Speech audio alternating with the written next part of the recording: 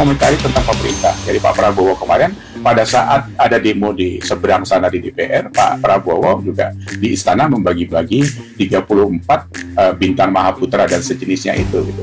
Ini juga tidak wise menurut saya. Satu ya, bintang Mahaputra dan sejenisnya itu sejak dikeluarkan tahun 1959 itu jumlahnya sampai Pak Jokowi itu ada 278. Jadi satu tahun itu dikeluarkan itu cuma 3,2 buah saja. Kemarin Pak Prabowo sudah mengeluarkan 34 dalam kurun waktu 8 bulan gitu. Jadi diobral sedemikian murah. Itu kalau kita baca ya, nilai dari satu bintang kehormatan itu, orang itu harus betul-betul luar biasa mengkontribusi terhadap negara ini. Contohnya seperti Jenderal Sudirman, Osokro Aminoto, Natsir, dan sebagainya, pahlawan-pahlawan lain. Nah ini sekarang dibagikan sama AHY, Bahlil. Ini anak kemarin yang baru jabat jadi menteri beberapa bulan, udah gitu apa? Pak Hasim ini adik Pak Prabowo cuma ngurusin binatang langka. Masa dapat bilang di bintang Mahaputra atau sejenisnya gitu. Terus Haji Isam ini juga nongol baru sebagai pengusaha Kalimantan, ya memang gebrakannya luar biasa. Tapi siapa yang nggak tahu latar belakang dia kan gitu, ada tambang dan sebagainya, isu macam-macam lah waktu itu kan.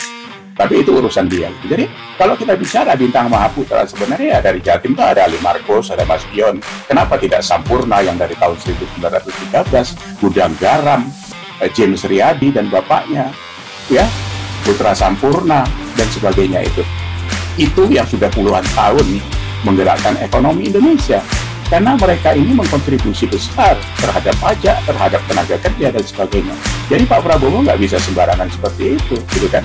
Nanti Bapak diketawain orang. Sekarang ini Pak, saya sedih sebagai pendukung Bapak yang sudah setengah hati juga, gitu kan? Ini Bapak dimaki-maki orang di medsos ini Pak. Sudah begitu kasarnya mereka mengatakan apa kepada Presiden Republik Indonesia. Ini kan menurunkan harga diri Bapak, menurunkan image sebagai kepala negara yang dimaki-maki oleh rakyat. Ini kalau dibiarkan, ini tidak baik. Ini dipicu oleh perilaku Bapak sendiri. Karena Bapak nanti gebrak-gebrak meja, tapi actionnya nggak ada, ya kan? Mau berantas korupsi, ngurusin koruptor, gitu. Ya bayangin kemarin itu ada Burhanuddin Abdullah menerima bintang Adi Prana. Loh, wong koruptor, jelas koruptor, orang tahu semua, pernah dihukum 5 tahun. Masa Bapak tidak sensitif seperti itu? Apa?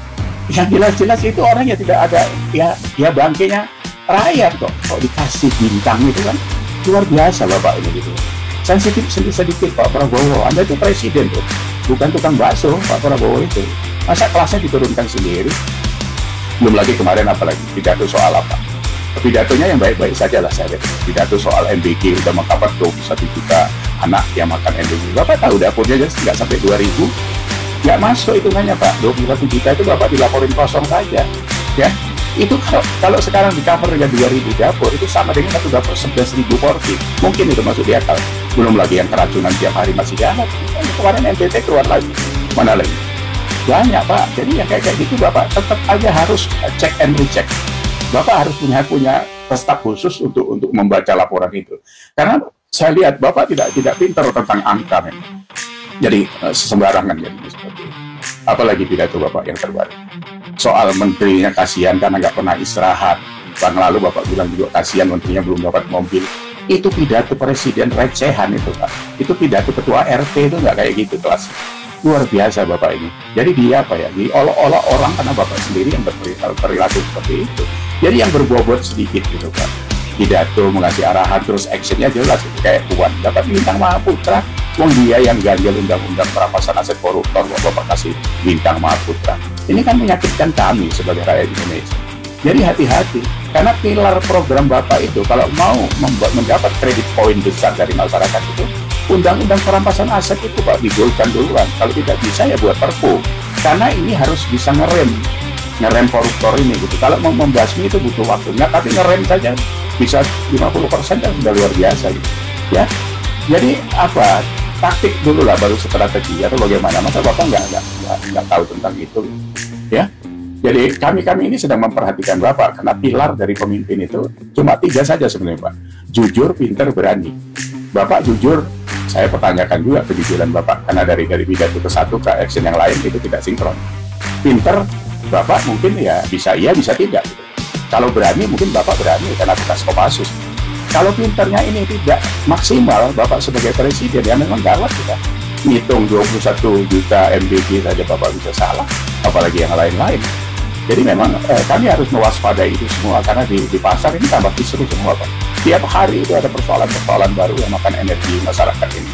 Ya, itu sampai diaspora dari Denmark, dari mana-mana bersuara begitu lantangnya. Dia prihatin tentang negara ini. Masa Bapak menjadi presiden ke-8 kualitasnya jadi seperti ini Indonesia? Nah, itu gila.